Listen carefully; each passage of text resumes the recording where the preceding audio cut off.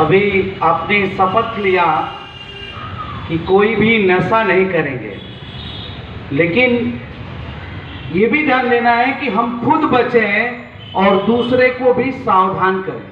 ये बात अपने दिमाग में रखिए। किसी एक को गलत रास्ते से बचा दिए तो समझ लीजिए एक पूरी जिंदगी आपने बचा दिया, अपना भी दूसरे का भी।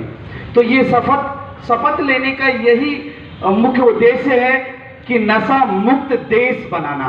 और जब नशा मुक्त देश बनेगा तब एक आदर्श देश बनेगा, एक विकसित देश बनेगा। चलिए आज हम 3 शब्दों के बारे में बताएंगे। उसके पहले विद्यार्थी के लक्षणों को मैं पुनः एक बार बताऊंगा।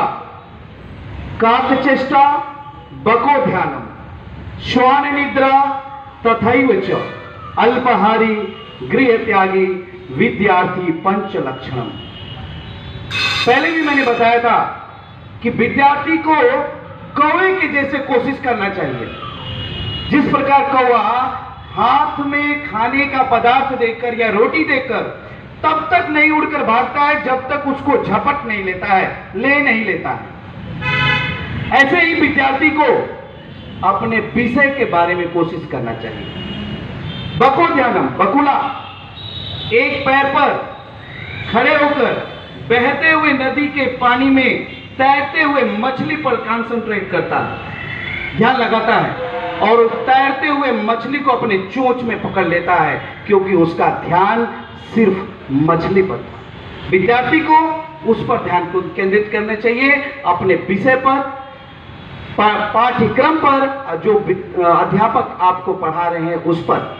श्वान निद्रा, कुत्ता कितना भी गहरी नींद में सोया हो, एक तिनका अगर उसके बगल में गिर जाए तुरंत वो जाग जाता है। एक विद्यार्थी को वैसा ही सोना चाहिए, बहुत ही कम सोना चाहिए। ध्यान आपको स्टडी पर, पढ़ने पर देना चाहिए। श्वान निद्रा तथैव च, अल्पाहारी। और कुछ लोग क्या करते हैं, शाम को खूब भोजन करके और खर्राटे मारते हैं सुबह 8 बजे तक। कम भोजन करना।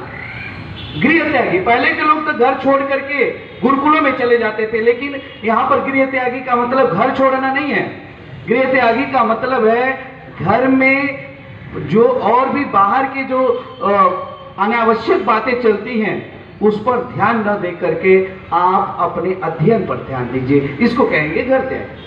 ठीक, ये 5 लक्षण आपके सफलता के मंजिल तक पहुंचाएगा। और 3 शब्द मैंने बताया था, उत्साह, निश्चय, धैर्य।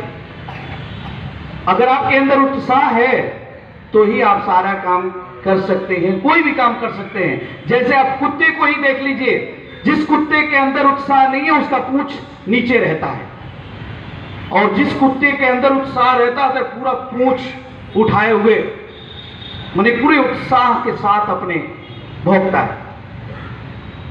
अगर जिस ट्यूब में, टायर में हवा नहीं है उस टायर से आप चल नहीं सकते, यानी आपके अंदर उत्साह नहीं है तो आप मंजिल तक पहुंच नहीं सकते। निश्चय, अगर आपके अंदर निश्चय नहीं है तो आपका मन विचलित रहता है और आप किसी कार्य को पूर्ण नहीं कर सकते हैं। और धैर्य वैसा ही रखना चाहिए जैसे एक स्टार उजाले में नहीं चमकता है, अंधेरे में ही चमकता है।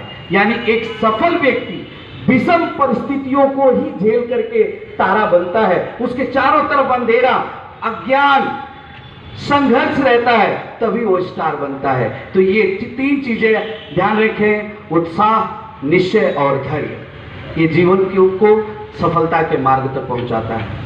इसी के साथ मैं अपनी वाणी को विराम देना चाहूंगा। आपका दिन शुभ हो। धन्यवाद।